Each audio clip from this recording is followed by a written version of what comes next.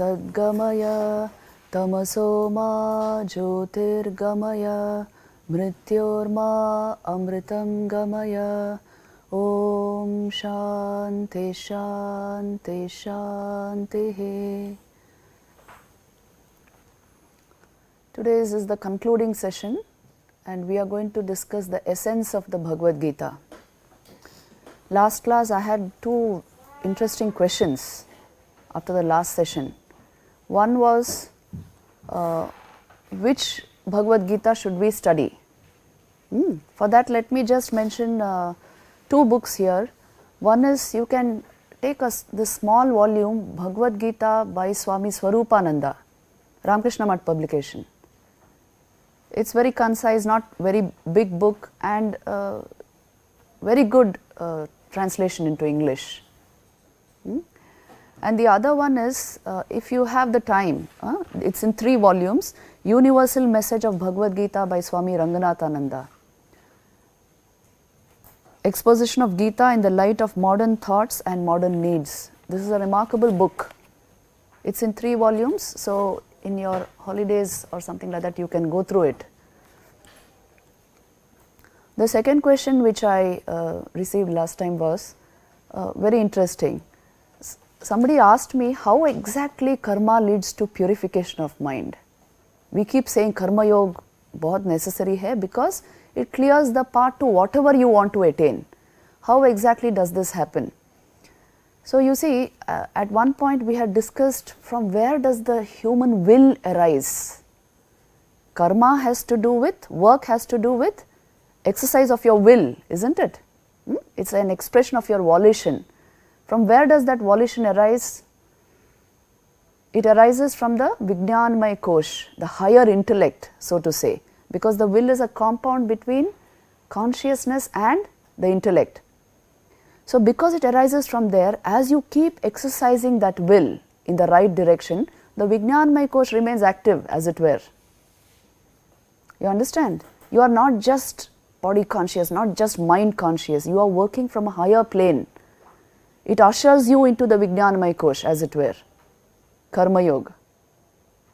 If you are working consciously in a specific manner, in a directed manner, with will withdrawn from personal gains, the Vijnanmaya Kosh will remain active. So you are very close to the truth of your true being. This is how Karma Yoga actually churns and cleans up the mind and helps you attain the higher goals of life. So you must understand how it's all, it's a sort of graded path, that is why which is given to you in order to attain whatever you want to attain in life.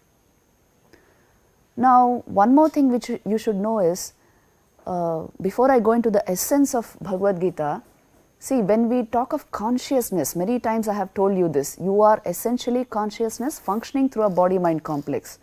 So you can say this consciousness factor, it is the static aspect of the self, but the will becomes the dynamic aspect of the self, isn't it? Because will you are exercising, you are actually your will when you exercise it, otherwise you are of the nature of pure consciousness. So your own static and dynamic aspects are being described as pure consciousness and as will. This is one thing you should know. Another thing is, as you go on exercising your will in the right direction, you develop your affective faculty. So you are developing all your faculties, your intellect, your affective faculty and your volitional faculty. When all these faculties, you know, these are the 3 basic faculties of the human being, thinking, feeling and willing, isn't it? Your own basic faculties. When all these 3 work in harmony, they work in sync, then yoga becomes possible. Transcending body-mind complex, which is the goal of all sadhana, it becomes possible when your 3 basic faculties are working in sync. So this is how Karma Yoga helps you naturally evolve towards higher realization. Try it and see in your own system. The entire experimentation is here. You see, try it and see if you work in a particular way with a particular attitude and a work which is oriented towards doing good to others with a detached will. it will create a particular ambience right within you.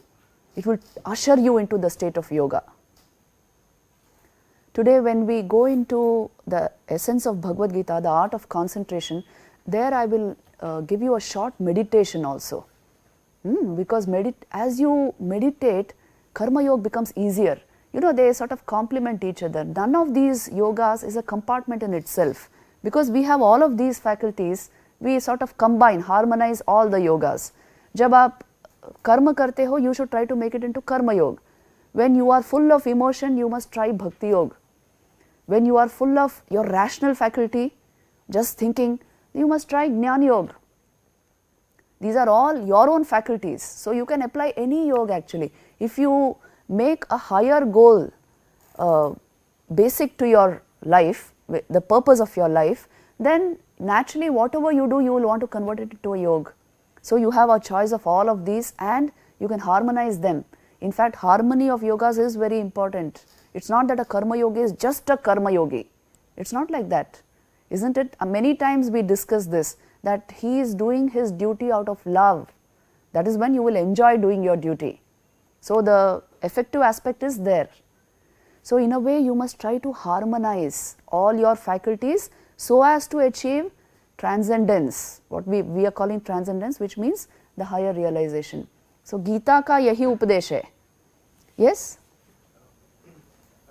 In all the lectures, like yes, past also, yes, you said that we should detach the yes, we should detach our whatever it is from the result or from the will, or yes, we should work with detachment. So how do we do that? Yes, you see, that comes only by practice. Even what exactly it means detaching the will. Nobody does purposeless work, isn't it? Everybody, when you work, it's purposeful work. What they are telling you is you do purposeful work, but you do selfless work. The detachment of the will means the effect of the work is not just for my ego. As you grow up, you will see there are many people who are in a sense working for their egos mainly. Such people flop as leaders. If you are working, the purpose of your work is generating good in your workplace for others, which means actually in your workplace what will happen? The employer-employee relationship gets very refined by such an attitude, isn't it? So you become a natural leader. You are boosted up as a leader. समझ में आ रहा है? A personalized will not take you very far. That's why last time I gave you the equation success is equal to hard work minus a personalized will. You have to depersonalize your will, which means what? The entire life force is dedicated to bringing good to others, to the people around you. And as a result, you become the natural leader. As you work with people, you will see this is pretty obvious. Team spirit का मतलब ही है ये, organised work का मतलब ही है ऐसे होना, creating a will which is naturally, it has motivation only towards others, a socially oriented will that ensures your success. This is what I mean. Now, let us go into one more thing which I would like to mention here. You remember, I had shown you this particular slide in the first session.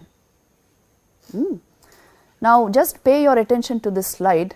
See, this is basically Sankhya psychology, which tells you reality is twofold, Purusha and Prakriti, and everything that you are working through, the instrumentation of your body, mind, everything about the mind, these are all evolutes of Prakriti. Karma Yoga fits very well into this kind of a dual framework. Sankhya and Yoga are both dual philosophies. They believe reality is twofold, Purusha and Prakriti. But please see, Purusha is separate from Prakriti. And everything falls under the realm of Prakriti. So what Karma Yoga is advising you is, now this is our present state. We know it's through your body and mind that you function. But in a way you can intuit that you are not just body and mind. They are like instruments through which you are functioning. So then how do I utilize these evolutes in order to augment my evolution? This is what Karma Yoga is about, isn't it? So thinking deeply itself will help you understand that indeed the real self, the real me is separate from Prakriti. Enquiry बोलते हैं इसको. वेदांत विचार बोलते हैं इसको. Through inquiry you can find out that the real I cannot be all these changing evolutes. In fact, Vedanta doesn't even give ontological primacy to mentality, to mind action, because that is also changing. You see all this ahankar, the 5 cognitive senses, karmendriyas, jnanendriyas, mind with all its faculties, everything falls under Prakriti. Now the Karma Yoga is the art of using these faculties, using Prakriti in order to go to the realization of the Purusha. If just through inquiry you get it, wonderful. But if you don't get it by that, you must have the maturity to work your way out. Isn't it? And that is what Karma Yoga is about. So it's the art of working in such a way you understand the truth about yourself. Yahi maqsad hai na, the goal is self-realization. And this is, you can use karma as a very powerful means towards that. That is why, you know, in the Bhagavad Gita it is said, Guna guneshu vartant, the actual shloka is Prakriter guna sammudha sajjante guna karmasu, which means deluded by the gunas of Prakriti, people attach themselves to the functions of the gunas. Prakriti has all these gunas through which it is functioning, through your body-mind mechanism. We attach ourselves to all these functions. We feel we are the doer of the action. But just think of your own physiological activity. Are you directing your heart to pump blood? Is the heart beating with your permission? Tell me. Or is the blood flowing with your permission? Not at all. It's going on by itself. In fact, if medical science didn't tell you these are your organs and this is the work they are doing, you wouldn't even know. है ना? इसका मतलब क्या है? Prakriti, work of nature is going on. The basic thing about you is only self-awareness, but you are using the instrumentation of this body and mind to manifest that self-awareness. है ना? यही सच है ना? इसका मतलब think a little and you will get the point. So what is Karma Yoga trying to tell you? You so handle Prakriti, nature, you so train your system that you are able to get the knowledge of the self just through karma, just through action. And they will really become your instruments, very obedient instruments, if you can train them in that manner. So this is a constant refrain in the Bhagavad Gita, that Prakriti is doing all the action, not you. So your sense of doership, you must think about it a little deeply. अपने ऊपर ही research है ये, आप सोच के देखो. Everything, all the evolutes of Prakriti are in constant flux. So then what is your identity about? If it was just Prakriti, you are just a collection of changing things. But Vedanta will tell you, no, you are actually the Purusha functioning through the body-mind complex. So इसके बारे में सोचो. This is all I want you to do at this moment of time. I will teach you very simple, small meditation which will help you understand these things a little better. Because maybe this is your first introduction to Indian philosophy, isn't it? This is a basic Sankhya psychology which we use in all systems of Indian philosophical thought. That's why I have put it here in Karma Yoga. Now, what is it? What is the message that Bhagavad Gita, the essence of Bhagavad Gita we are going to discuss, what is it trying to tell you again and again? You see, the basic lamentation of Arjun was, I don't want to kill my people, I don't want the throne, I don't want to fulfill any ambition killing my own kith and kin. And what is the advice being given to him? The very first advice that was given to him is, Krishna raised his mind very high. He took him straight to the level of self-knowledge and told him who kills whom, what is being killed. ये भी थोड़ा सोच के देखो, what is death? If you are consciousness itself, what does death mean? It's just fall of body, isn't it? And Krishna tells him that I have already slain all these people who need to be killed. Nimitta matra bhava savya sachin, you just be the instrument now. Through the instrumentation of your body and mind, Prakriti will work. The divine force will work and have its work done. You just be the instrument. And that is why he gives him self-knowledge. Your own reality is neither that of the slayer nor the slain. What does he say in second chapter? The shlokas are very beautiful. You must listen to a few of these shlokas because they are very powerful. And the original Sanskrit, you must get acquainted with the words. See, he says, Nainam chindanti shastrani, nainam dahati pavakaha, na chainam kledayantyapo, na shoshayati marutaha, achedyoyam adahyoyam, akledyo ashoshya evacha, nitya sarvagata sthanor achaloyam sanatana. This is your real nature being described. Nainam chindanti shastrani, weapons cannot cleave or cut the self, which you truly are. And fire cannot burn it, water cannot wet it, air cannot dry it. It is not material substance, isn't it? It's consciousness. None of these can touch it. Achedyoyam, it is uncleavable. It cannot be cut by anything. Adahyoyam, it cannot be burnt by fire. And then it cannot be dissolved by water. It cannot be blown or dried by air. Because it is nitya, eternal. Sarvagata, all pervading. Sthanu, immovable. Achaloyam, it is constant, ever present. And sanatanaha, everlasting. This is the nature of the soul, which you truly are. This is your definition. So he raises his mind to that level, gives him that experience, that knowledge, and then that is why the third chapter is Karma Yoga. So go ahead and do your duty, being an instrument in the hands of the divine. So you see, this is a message being given out to all of us. Kabhi kabhi aisa hota hai, we are confused about our duty. What should I do in this particular situation? You must do what is right for you to do in that particular situation. Doesn't matter towards what and what kind of action that is. This action which Arjuna performed was actually for Loka Sangraha, isn't it? It was to bring peace to the world. If Duryodhana's reign in the world, what will the world be like? So the purpose of the divine incarnation is to show man his duty. And that is why he says, you just be the instrument in my hands and go ahead and do your duty.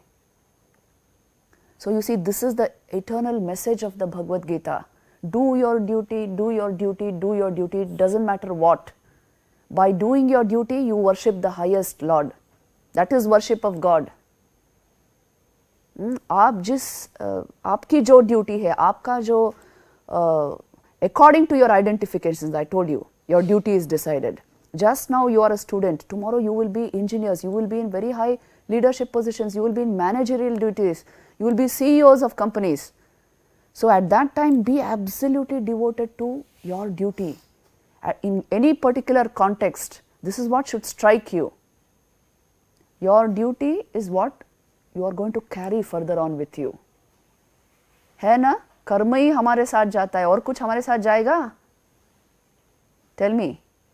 So, absolute commitment to duty. This is what is being told in Bhagavad Gita again and again. But that duty should be performed with a particular state of mind. If you do it in a state of frenzy or anger or hatred, लोग कहते हैं with passion you must do duty. But the Gita will tell you in tranquility you must do your duty. The mind should be tranquil. There are many verses to this effect. The mind should be in the state of yoga, then the karma you do will become karma yoga. You understand? The mind should be trained in this.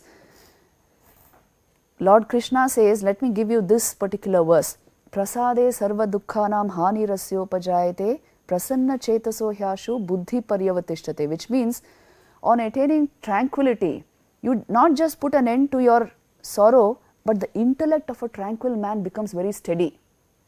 So you see, your decision making faculty will become very correct, it will correct itself, it will become very steady if your mind is in a tranquil state. Just impulsively jumping into action, that is not what is recommended. You get the point? That is why tranquility, equanimity of mind, collectedness basically, that is the very purpose of every yoga. In any yoga, this today you are trained and taught to be in an excitability mode, है ना? आप सोच के देखो, that exhausts a lot of your energy. If you want to tap your entire potential, the mind should be calm and you must train it towards that. So this training, about this also the Bhagavad Gita is going to tell you, and in so many ways. what happens if this training doesn't take place, that is also told to you.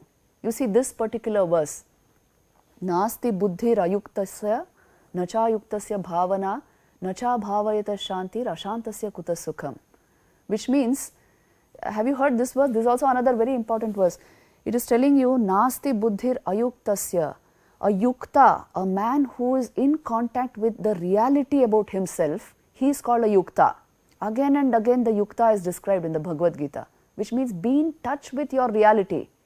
Keep your mind in your heart and know that you are the self functioning through this body-mind complex.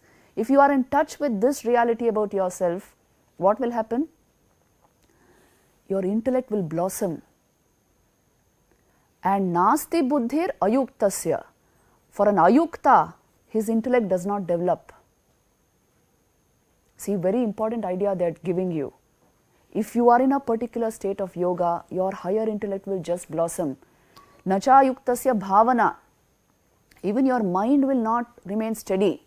Your bhavana will not remain steady if you are not a yukta. Today, when I see young people suffering from depression, inability to control mind, going into drugs, I really feel, where are you losing? If the mind cannot remain at peace, you will not have happiness. Try what you may. I told you last time about synthetic joys and original, real joys based on your source. So think about it and see. And then he also gives the way to control the mind, because you see Arjuna is putting questions exactly like us. He says, चंचलम ही मन कृष्ण प्रमाथ ही बलवत दृढ़म. देखिए सभी हमारी अवस्था भी यही है. देन ही सेज तस्याहम निग्रहम मन्ये वायोरिव सुदुष्करम. इसका मतलब है मन हमेशा चंचल रहता है ना. चंचलम ही मन कृष्ण प्रमाथ ही, very wilful it is, and बलवत दृढ़म, इट इज वेरी स्ट्रांग, बहुत दृढ़ है. And tasyaham nigraham, controlling the mind, appears to me vayoriva sudushkaram, which means as difficult as it is to control the wind. And then Krishna advises him, it is true, asamshayam mahabaho manodur nigraham chalam abhyasena tu kaunteya vairagyena cha grihete. It is no doubt true, it is very difficult to control the mind, but it can be done through abhyas and through vairagya. Abhyas ka matlab hai, you practice again and again. The mind running away, you bring it back. Mind wandering away, you bring it back. You remember the brain is neuroplastic, isn't it? Neuroplasticity I told you, which means you are not hardwired for restlessness and suffering. As you go on putting the right habits, the brain will change its structure. It will change for the better. You change your neural pathways through your habits. So you are at the helm of change. If you will rightly create the right habits in your life, you can change anything.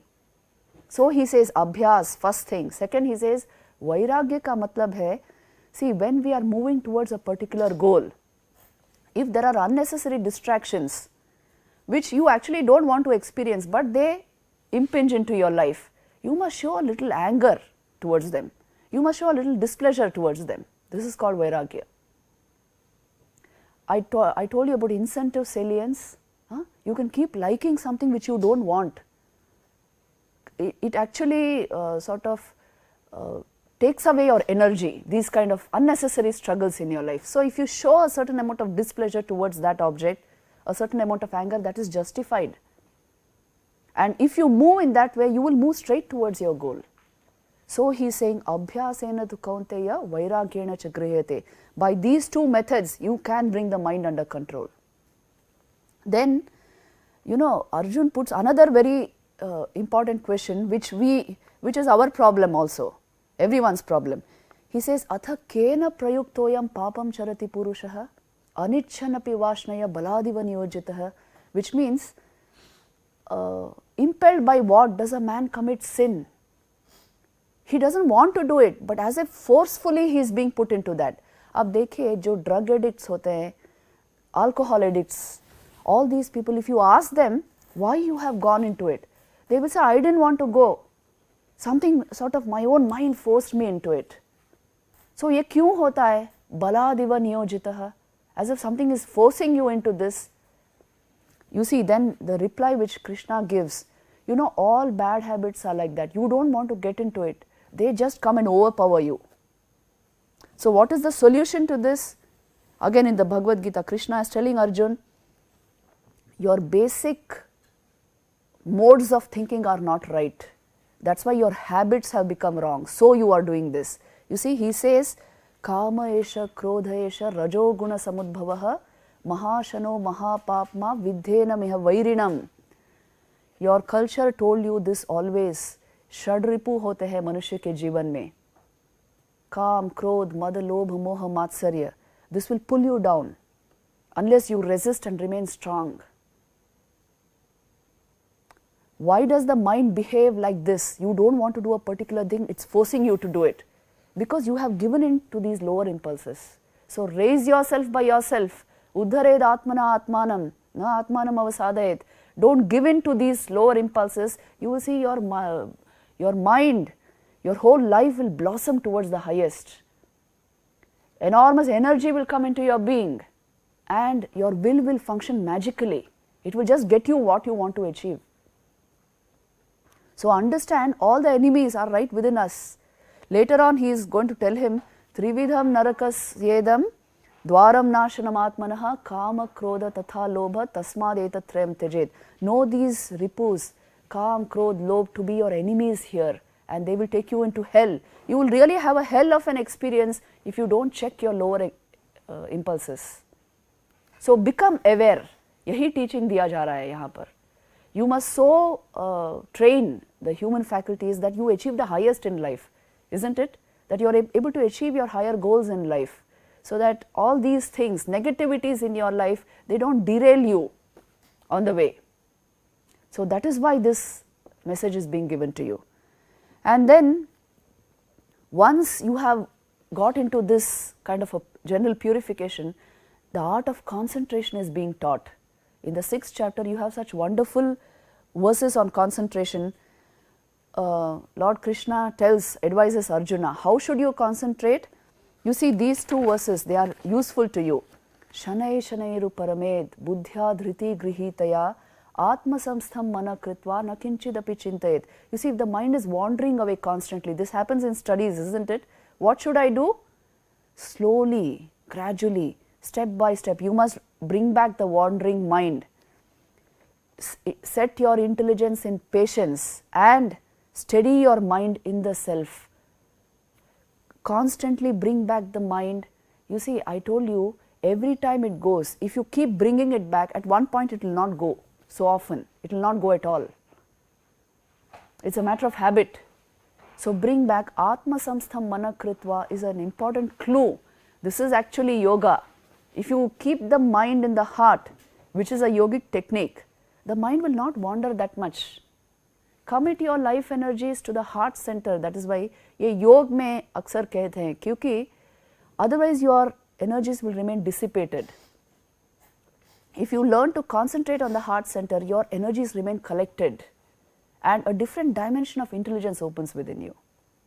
आप करके देखो, थोड़ा सा concentration, थोड़ा सा meditation, 5 minutes के लिए आप करके देखो. Just now I will give you a technique and you will see, indeed you can be in charge of your energies and your mind will remain subdued, under your control, full of awareness, fully alive, yet under control. You see what a beautiful state that must be.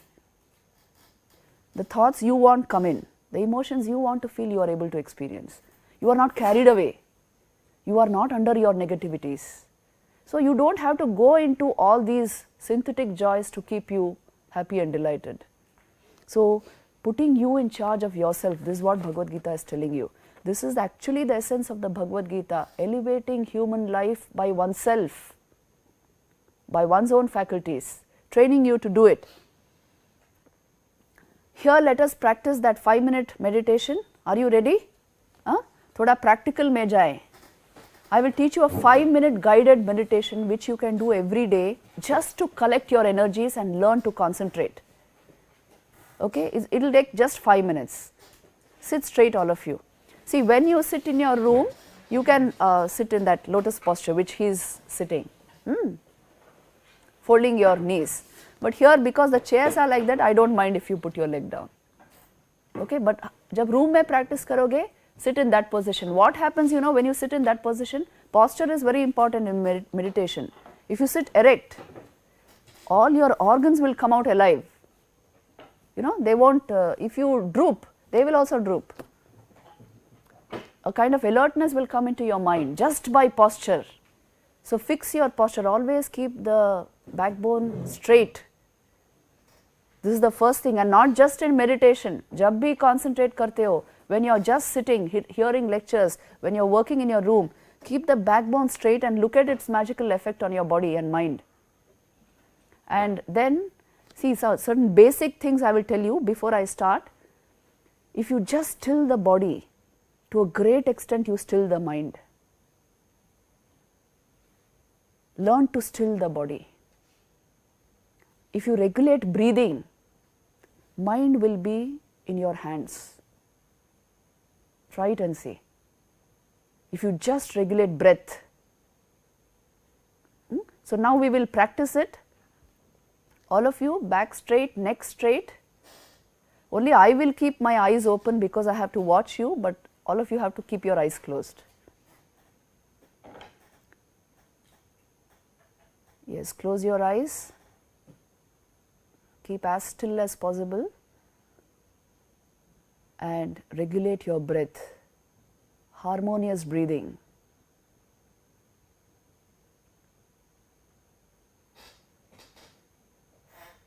Long drawn out breaths.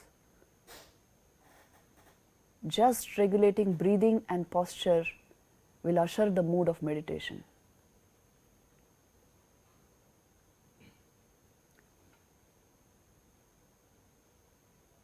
Regulate your breath and just watch your mind. You see how the thoughts have calmed down. Just posture and breathing regulated, calming effect will come on the mind. If you keep watching your thoughts, they will stop. Watch your thoughts, see how they come to a standstill.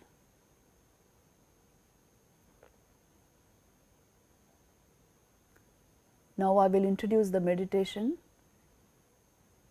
Imagine a point of light in your heart. Imagine a point of radiant light in your heart. This is the light of your awareness. You are pure awareness, ever shining, ever present, of the nature of existence, pure consciousness and bliss. All knowledge is within this, all power is here. You are pure awareness, always. This is the light of awareness ever shining in your heart.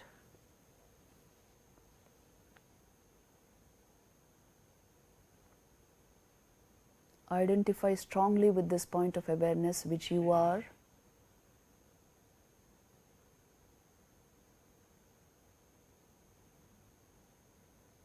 This has a name, it is called Om.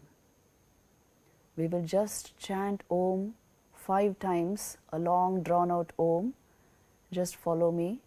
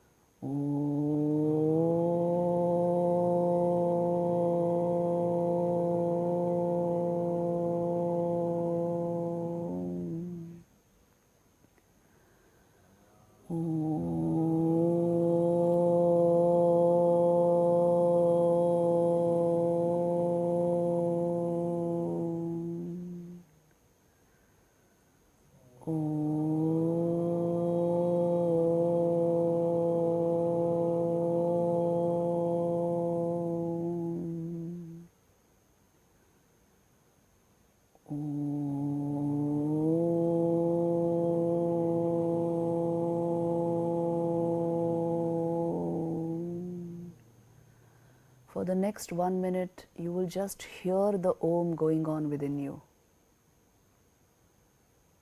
Deeply concentrate, the Om is perpetually going on. Just hear it within your heart.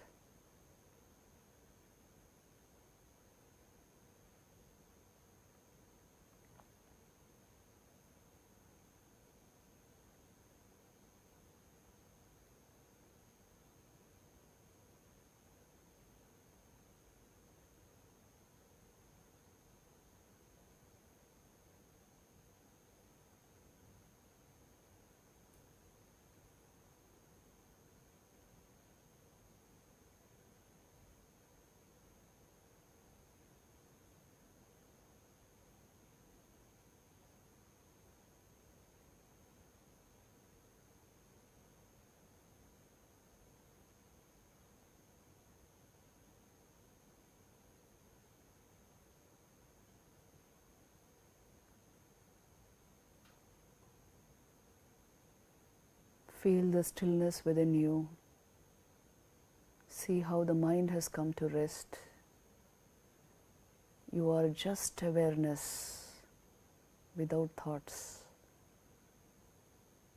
This is your real state. Now, let us again bring in specific thoughts. Imagine that point of light, your awareness expand infinitely all around you and encompass everything. Your body, your mind, your thoughts, your will, the objects around you, the world around you. Your awareness encompasses everything. You are in a sense one with everything.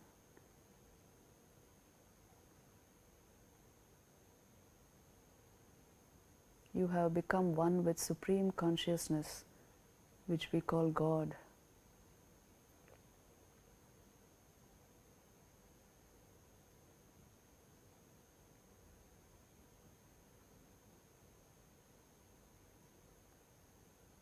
Remember, these are your real states of mind. When mind activity is not there, awareness remains over. You can expand that awareness and reach the state of pure consciousness. With this, slowly, you will open your eyes.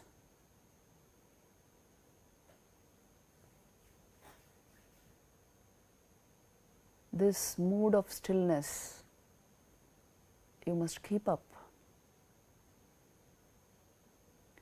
See, after a meditation like this, whatever you think will be even more brighter.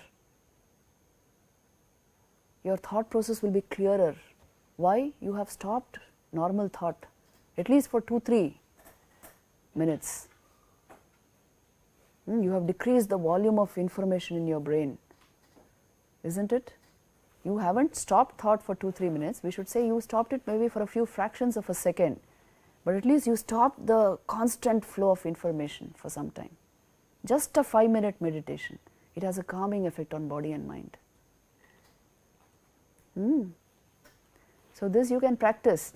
When you learn the art of concentration, why do we tell you fix the mind in the heart? You know, yogically speaking, if I can use that word, you are raising vital energy to the heart by doing that, because you have fixed your attention on the heart. This is an important technique. By doing that, the mind will become very clear. This kind of confusion, restlessness, unnecessary distraction, all this will not remain.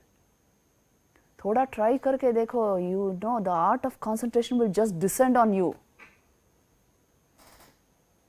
So don't simply struggle with unnecessary things.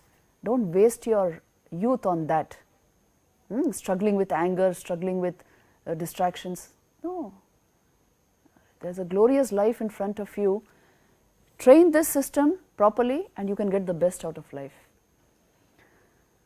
So then, now we will proceed to some of the methods of good living. See, today when you will be in leadership roles, you know, values are discussed everywhere nowadays. Okay? What is the origin of values in workplaces, in corporates also today? Values are discussed, isn't it? Value begins as virtue within you. So today we are here, we are going to discuss some of these basic virtues which are called divine attributes in the Bhagavad Gita, Daivi Sampad. Why they are being called divine attributes is, if you just develop them, absorb them into your character, you will actually exude a kind of a very commanding presence. You will actually exude a very sattvic nature, which will get you success everywhere.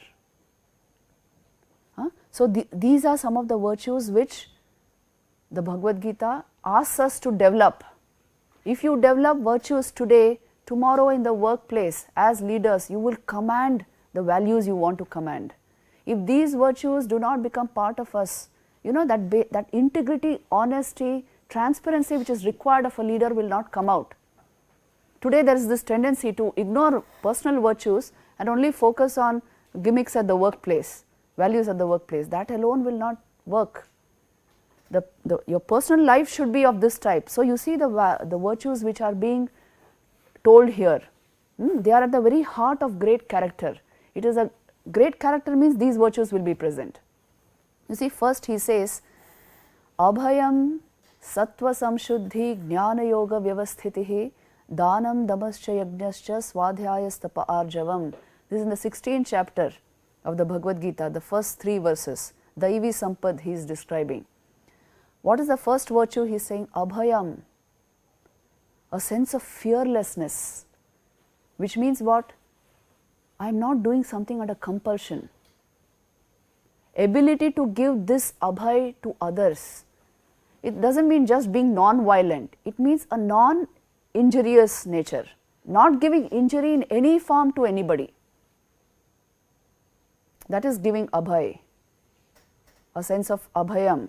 Sattva Samshuddhi, purity of heart, which means you mean what you say. You do what you think is right, not that thinking is one way, emotion is another way and willing is some other direction. Not like that. Basic purity of heart, Sattva Samshuddhi, Jnana Yoga Vyavasthitihi, an attachment towards this knowledge and yoga, higher knowledge and yoga, that is Jnana Yoga Vyavasthitihi. ऐसा मत समझो all this is outdated knowledge, अभी हम कैसे use करें.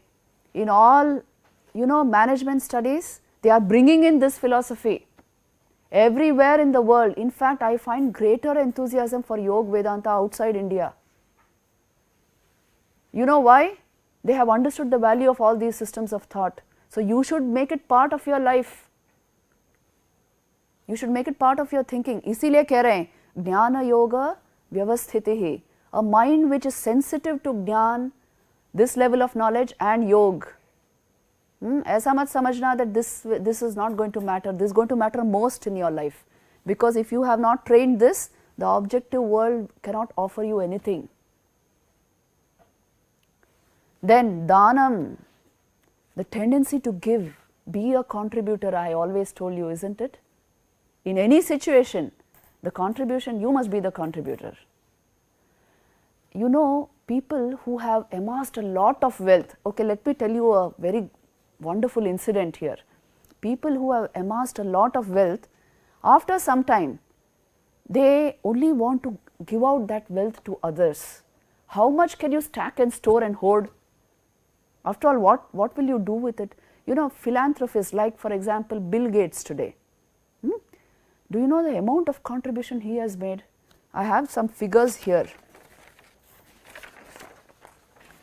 His total wealth in 2013, for a long time he has been the richest man in the world. I hope you know that.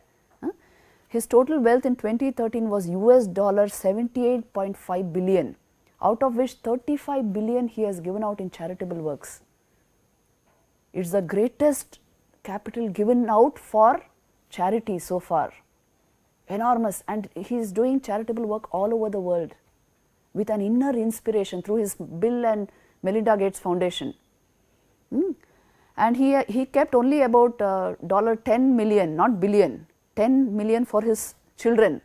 Each one gets 10 million and the rest he is giving out in charity. Enormous projects he has initiated in so many developing countries, underdeveloped countries, and doing great work. Now you see this inspiration, how does it come from, where does it come? So here let me tell you also the story of John D. Rockefeller. Have you heard? Rockefeller Foundation आपने नहीं सुना है? Even National Geographic Society is connected to Rockefeller Foundation. See, let me tell you this story. When Vivekananda was in United States, he went there in 1893 for the parliament, and then 1894 also he was there. That time this Rockefeller was a very rich businessman. He had given his entire life for building business and making money, and that time he was of course not yet the richest man maybe, but he had a huge fortune and a very well established man of that society, but he had no peace of mind. He was a very willful personality who was very difficult to advise and couldn't get along well with his colleagues and all that. But whatever it is, he had no peace of mind with all this wealth. So one day his friends told him, why don't you visit that yogi, Hindu yogi Vivekananda who is here? And he said, no, I won't go to all these people. But some impulse came after some time and he went to meet Vivekananda. When he entered the place where Vivekananda was staying, you know, he was not in his living room. So he entered the study. He actually bypassed the butler, just shove him aside in a way and entered. And he went into the study, and Vivekananda was sitting there absorbed in a book. He had enormous power of concentration, you see. So if he would take a book, he would just be soaked up in that. So he didn't notice Rockefeller's coming. And Rockefeller is such an important big man in America, such a huge businessman. Actually, he was the owner of Standard Oil Company. That made him make such a huge fortune. And so he came there and he saw Vivekananda, and Vivekananda is sitting absorbed. So he knocked on his table. And then Vivekananda looked up and he said, the first thing he said was, you know, some things about Rockefeller's life which only Rockefeller knew. He said, oh, these are the things which I see. And Rockefeller said, who told this to you? Then Vivekananda said, nobody needs to tell this to me. My mind is able to see through other minds as one sees through a glass case. Then Vivekananda said, but your mind is restless. You are suffering from peacelessness, isn't it? Rockefeller said, yes, I have no peace of mind. I have everything in the world. Then Vivekananda said, I will tell you the secret for peace. Don't think you have enormous wealth and that you are the owner of that wealth. You are the custodian of your wealth. You are not the owner of your wealth. So use that wealth wherever it is needed, to whoever it is needed. To the poor, to the needy, to the afflicted, give out your wealth to them. Bring support and help to other people. Bring joy into other hearts, and I will tell you, peace will just unfold from within your heart. Rockefeller was not used to getting advice. So anyway, he heard this and then he left abruptly. After a few days, again he came. He came and again he entered the living room. Vivekananda is not there. He went into the study. Again Vivekananda was sitting there absorbed in a book. Again he knocked and Vivekananda looked up, and then he put a paper on the table and he said, look at this. That was a huge donation he had made to a public cause. Then Vivekananda saw the paper and Rockefeller said, you can thank me for it. And Vivekananda looked up and said, it is for you to thank me. I have brought back your peace of mind. Later, in a few years after this, in 1913 I think, Rockefeller Foundation he created, which did enormous work. In fact, he was the Bill Gates of his time, of that era, more than 100 years back, and he gave out 550 million in charity. The last 4 years of Rockefeller's life was entirely, he went out of business. He stepped out of business actually, gave it to his son, and then he devoted himself entirely to philanthropic work. He caught the cue, the inspiration from these words, and he converted his life like that, and so he got rid of that restlessness which he was suffering from. So you see, in every life, somewhere, sometime, we will understand happiness is a state of mind. If my mind is not functioning properly, no matter what is there in my life, I will not be happy.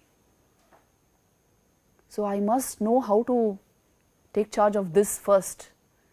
And you know the connection between John D. Rockefeller and Bill Gates? Bill Gates took his inspiration for philanthropy from David Rockefeller, who was the youngest son of John D. Rockefeller. So you see, the Vivekananda effect continues. So what I am telling you is, these are all ways to attain inner stability, peace of mind. That is why Dhanam is a divine attribute. You must be a giver. In fact, see in your own system who is generating the wealth which you are going to create. And you will instantly know, today you have in management studies trusteeship management, hai na? Nobody is an owner. You can at the most be a trustee of any great body of wealth. So why? That wealth is meant to be used for social causes, and you are the trustee of that wealth. So this idea was introduced by Vivekananda in a way, you can say, when he said, you are not the owner of your wealth, you are the custodian of your wealth. Use it for good purposes, your peace will come back to you. So you see, you can, that is why I said basic virtue should be there. Then there will be values in the workplace. Values arise in the social context, but virtue arises in the personal context. Whether anybody is seeing or not, whether anybody knows it or not, I am what I am. I am basically a man of virtue. This should come into our lives. Dhanam damascha. Dhamma is again control of the senses of the mind. Yajnascha. Yajna is again acknowledging the fact of the exchange, the importance of exchange in life. You are taking from life, you must be able to give back to it. Replenishing life is the principle of yajna. Swadhyaya, good amount of self-study every day, on an everyday basis. Now because you are so busy, maybe 5-10 minutes a day, thoda sa Gita padhna hai, not just in the holidays, on a regular basis. And then tapa, which means a certain amount of austerity. Why tap? क्या करता है? तप माने इसका मतलब ये नहीं हम बोल रहे हैं कहीं चले जाओ बैठ के तपस्या करो. Intense concentration on the work at hand is tapasya. Application of mind is tapasya. So what it will do, tap का मतलब ही है, it generates heat. It actually takes your energies to the next higher level. So a certain amount of austerity, just being extravagant, just being frivolous, this will not get you anywhere. Purposeful, you are already like that, otherwise you won't be here. So develop these virtues further. Arjavam, the actual meaning of arjavam is uprightness. Uprightness का मतलब है straightforwardness, honesty, integrity, all these qualities. Make it part of your being. Then ahimsa. Abhay means being fearless. Ahimsa means this ability to not injure in any way. Satya, being devoted to truth. Remember this, if Satya is not there, you can be no leader. Basically your employees will be looking out for the integrity of your personality, isn't it? So Satya. Akrodha, remain in a mature state of mind. If you only are reacting negatively with anger, with hatred towards this one, with bias, with prejudice, you cannot do anything at the workplace, isn't it? In fact, organizational failure is due to this many times. You do not know how to behave basically. That's why there's a corporate culture now, you know. You must know how to talk and how to behave basically with other people. You can't show anger. You can't show resistance to others' opinions. So akrodha, tyaga, ability to give up what doesn't matter too much. not sticking and continuing in the same old silly grooves. Shanti, a basic placid state of mind. And you see, if you are always in a restless mode, you are wasting energy. This is what they are trying to tell you. Apaishunam, absence of animosity, jealousy, all this is animosity. Absence of that. Absence of even calumny, which is a tendency to talk ill of others. You see, some people have that. They will ignore all the good in others and pick up some minor fault or something and keep exaggerating on that. So, such people go into that state only. Get rid of all these dirty tendencies, small tendencies these are. Then daya, a compassionate outlook. See, I am telling you now, for a karma yogi, this is very important. He is very sensitive to pain and suffering in others. That is why he can't help being a karma yogi. It is a great quality, daya. Bhuteshu, daya bhuteshu, for all beings, daya. And then aloluptvam. Aloluptvam is usually given as uncovetousness. Through control of the senses, you come to this, a kind of basic contentment. Ardravam, gentleness in behavior. Hri is actually modesty in behavior. Modesty is not there, no respect will come. Respect is not meant to be demanded, it is meant to be commanded, and it comes only through modesty. Achapalam. Achapalam is absence of fickleness. If you are fickle, constantly changing direction, as I told you, can you be relied upon? You can't be relied upon. Then Teja. Tej is great energy, you are radiant with energy, as it were. Strength and energy. Kshama, ability to forgive. If you keep holding the small things, wrong things about others in your head, you will collapse, nothing else will happen. So, let go. Dhriti, dhriti is fortitude, a powerful, well developed will. Shaucham, shaucham is again purity in every sense. Adroho, adroho nati manita, no droha towards anyone. And you see, the Hindi में भी शब्द हैं, इसलिए आपको समझ में आएंगे. न अतिमानिता, which means absence of pride, not that you are always wanting praise, always seeking somebody's adulation. Absence of pride basically. In an impersonal way you are able to work. Bhavanti, all these, bhavanti sampadam daivim abhijatasya bharata. These are the daivi, the great attributes of the divine attributes of human nature, which you will see in an abhijata person.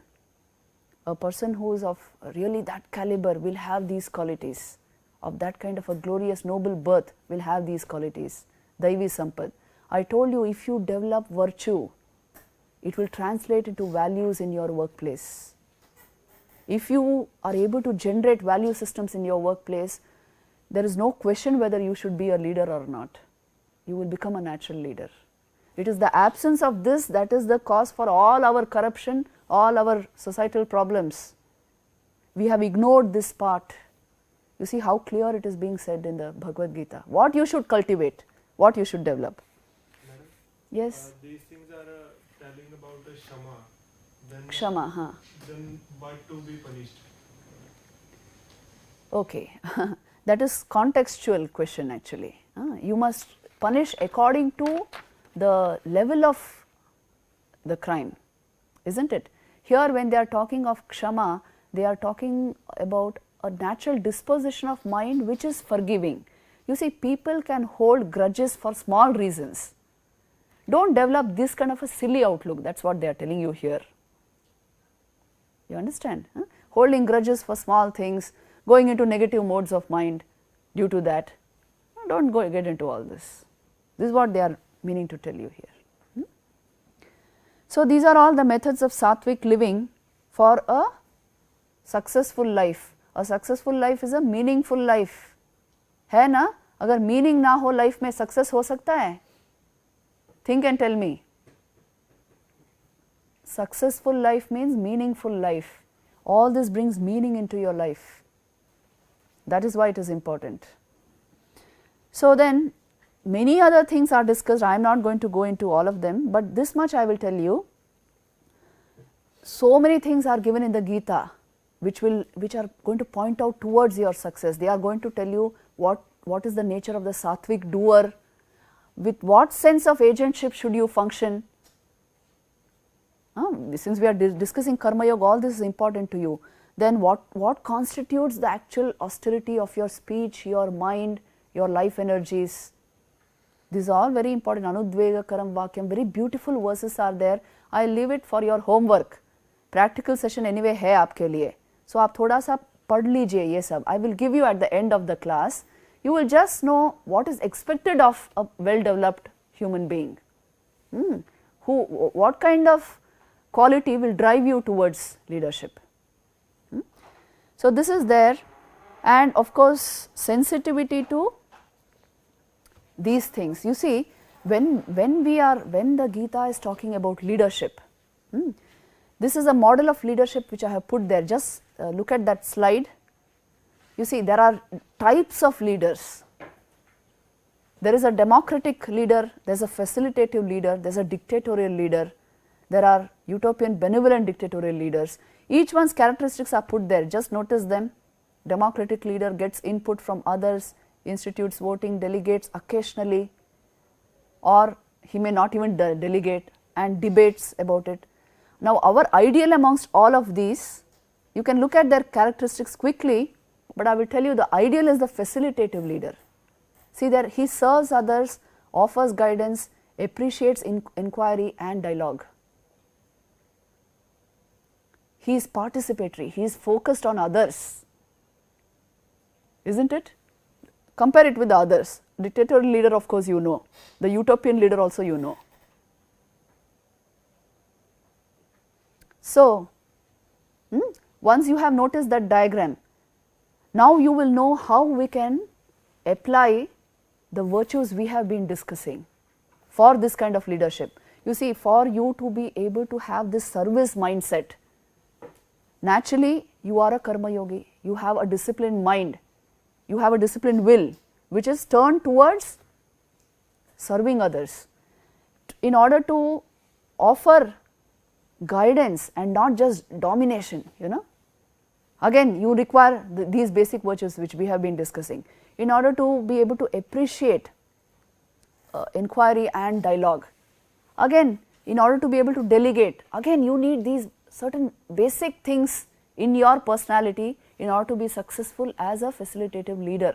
So you see the essentials. If you ask me to sum up for leadership, what does Bhagavad Gita teach you? I will say it teaches you the means to tranquility, because your mind, the way it is working is very important for your decision making, very important at the workplace, in whatever you do. You see, your work will be perfect only if your mind is very steady. So the means to tranquility is what Gita teaches you. Buddhi Yoga, how you can attain to yoga just by refining your intellect, taking it very high, it will lead to the state of yoga. Buddhi Yoga is an important concept in the Bhagavad Gita. Here we have no time to go into it in detail, but you can attain to yoga just through refining your intellect. And mind control, basics of mind control which we discussed, art of concentration, all this is important as a leader. How to face trials and obstacles, how not to go into negativities and depression. This also we discussed, what is it that is making us go into negativities, so how to stop that. Then the charisma of divine attributes, a leader should be able to radiate that charisma. It comes only by developing virtue at the personal level, that will translate into values at the workplace. Then the nature of gunas, why this is put in under leadership is, there are three gunas working. आपको तो अभी तक पता हुआ होगा, सत्वा, रजस and tamas. Can a tamasic person be a leader? Tell me. जिसके ऊपर सिर्फ तमस है, full of anger, hatred, egoism. You may perform very well your particular task because you have been trained in it. but you cannot remain a leader for long. That is why the nature of the basic gunas you are composed of plays a part in leadership. That is why I gave you sattvic ways of living. This is essential. If a leader is tamasic, after some time either the organization falls or he will no more be the leader. This is the simple result. And then it will redefine happiness for you. In Bhagavad Gita it is very beautifully put. You will attain higher and higher forms of happiness as you go on refining your system. Yam labdhva chaparam labham manyate nadhikam tatah yasmin sthito na dukkhena gurunapi vichalyate, Bhagavad Gita says, which means this is a kind of happiness. Higher happiness is something you get which totally gives you total contentment. You don't want anything more than that. Yam labdhva cha aparam labham manyate nadhikam tatah yasmin sthito na dukkhena gurunapi vichalyate. It does, any kind of sorrow does not shake you anymore. You can attain these higher levels of happiness if you develop these modes of living, sattvic modes of living, and of course it will show in your workplace. So this in a sense is essence of Bhagavad Gita for you as students, what you can draw from the Bhagavad Gita. Let me conclude with one thing. See, today's corporates believe in spiritual leadership. It is not a concept which is utopian. Unless we have developed, जो मैं योग कह रही हूँ, unless we have developed a mature mindset and we have developed certain faculties, a socially oriented will, for example, we will not be accepted in the workplace in leadership positions. For all of you, it is important to understand this basically. You cannot have leadership just by hook or by crook. It comes only when you are able to command that level of respect. है ना? इसीलिए spiritual leadership is a kind of leadership which transforms you. It is due to your inner transformation. It is not due to whether the majority voted for you or not. You get the point? It is not others' opinions based on you. It is just the entire flowering of your personality. That brings you to a point of what we are calling spiritual leadership. Thoda sa yog agar practice karo, this will become part and parcel of your own life. And this will be able to, what happens is you develop a kind of equanimity under all circumstances of life. And this has actually been described as the goal of human life. इसका मतलब है any kind of situation you are in, you know how to face it. You are always in a positive state. You have a kind of serenity which does not change with the situations around you. So for this, let me just tell you one story and I will end today's class, and of course we will be concluding this course. See, this story is the story of Shuka, who was a knower of Brahman, a great man of realization. He was actually the son of Vyas, Ved Vyas. आपने सुना है व्यास का नाम? He was the compiler of the Puranas and all this. So just see this Shuka's state of mind. This is what I want you to observe. It seems he was born with the knowledge of the highest, the ultimate. And so his father knew it immediately that he doesn't have much to teach this child, because he is born with the knowledge of ultimate reality. So he sends him to Janaka. Janaka of Mithila, he was another great Brahma Rishi of Vedic times. So he sends his son to Janaka. Janaka hears that this is a remarkable boy who has had the highest knowledge, and that is why he is a well-known Rishi of his time. So, but he deliberately arranges things in such a way just to test this boy. So when Shukdev arrives in Mithila, there is nobody at the gate to welcome him. Although he is the son of Vyas, who is well known, renowned all over the Bharatvarsh, and he himself is a knower of Brahman, still there is Janaka has not come to receive him, and he is actually ignored. At the gates he is just given a seat to sit there, but you know there is absolutely no change in Shuka's face. The guards notice that this is a man, nothing can shake him. He is neither angry, nor is he hateful, nor is he wanting to go back, no resentments, nothing. He is blissfully sitting there. He was not even offered the bare hospitality required to be offered to a guest. Then after some time, he is ushered into the palace, and there for almost a week he is given extra hospitality, all kinds of good stuff and good clothes to wear and fragrant bath and good food, and kept in all luxury. Again they notice there is no change on Shuka's radiant face. Mind is so stable, unmoving sort of, and blissful. Nobody can shake him out of that state. Then finally he is ushered into Janaka's presence. In the courtroom where he used to hold court, he is brought there, and Janaka sees this young boy who is so radiant with the light of supreme knowledge, and he tells him, my son, here is a bowl of milk. He gives him a bowl full to the brim with milk, full to the brim, almost that if he shakes it too much, it will fall, the milk will fall. But Janaka says, now you take this bowl of milk all around the hall 7 times. I just want to see how you do it.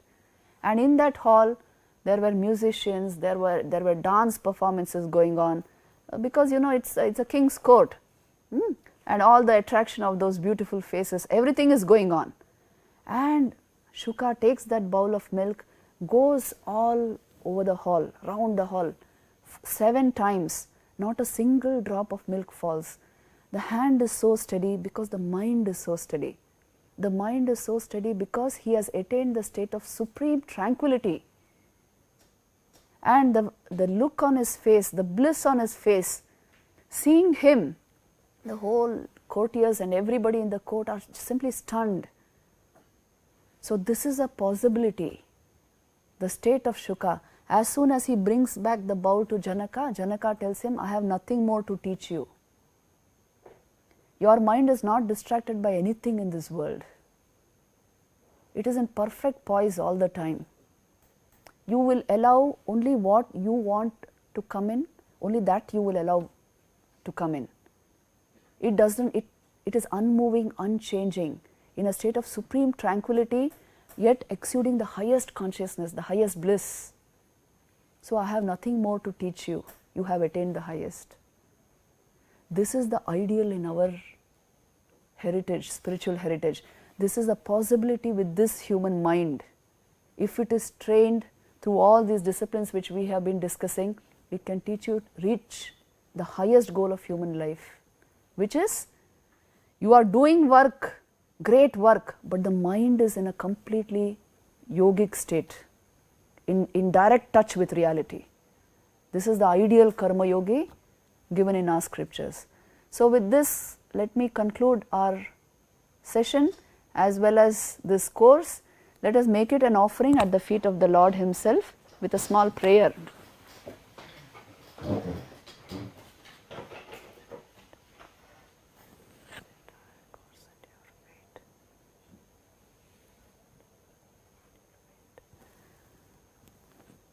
Shri Ramakrishna Arpanamastu.